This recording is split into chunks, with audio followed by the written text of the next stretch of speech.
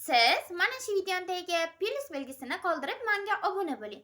Men esa sizga 50 mingtagacha obunachini qo'shishni sirini o'rgataman. Ya'ni ularning barchasini bepul qo'shib olishingiz mumkin. O'rganishni xohlaysizmi? Unday bo'lsa, mana shu videodagi plus qoldirib menga obuna bo'ling.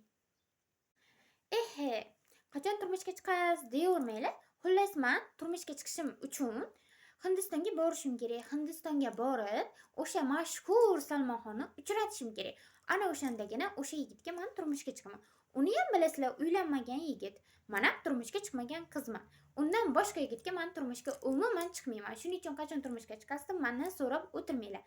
Faqatgina men turmushga chiqsam, o'sha mashhur hindistonlik Salmonxongagina turmushga chiqa olaman, xolos. Xolos shunaqa. Bu taqdir. Bu omad, bu baxt. Agar taqdirim o'sha inson bilan bo'lsa, albatta o'sha insonni hayotimda uchrataman. Uchratmaguncha dalshi to'xtash yo'q. Faqatgina o'sha insonni qidirib topib, o'sha insongina turmush. Sevgan yigitingiz bormi degan savoli juda ko'payib ketdi. Mana shu savolga javob. Shuni unutmanglar, qirolicha Kaniza faqatgina hindistonlik Salmonxonni yaxshi ko'radi. Salmonxonni sevadi. Dalshi oxirigacha boradi. U bilan uchrashmaguncha boradi.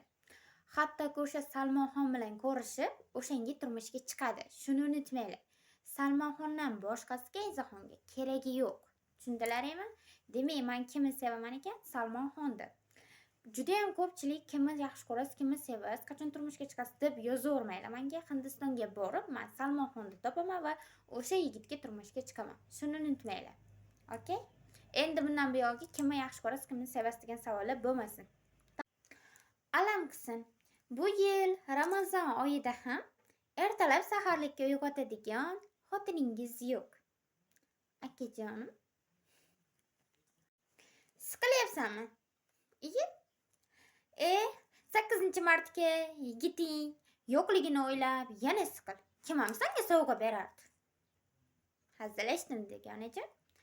Men senga yigitingni o'rnini bosguvchi dugonaymanmi?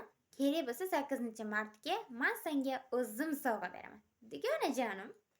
Siqilma, bu kunlar o'tar ketar. Bizni kutar, biz kutgan kunlar.